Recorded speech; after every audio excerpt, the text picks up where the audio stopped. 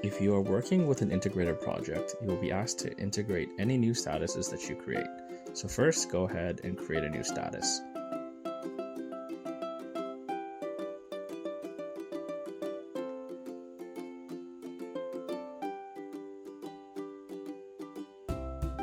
Once you've created your status, click into your project.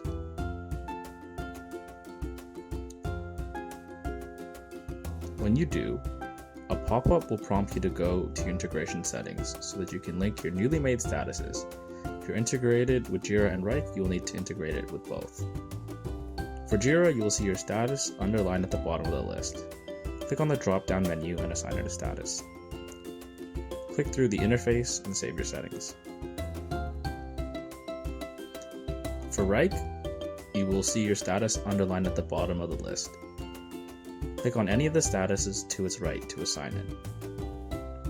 Then click through the interface so you can save your settings. Thanks for watching this tutorial.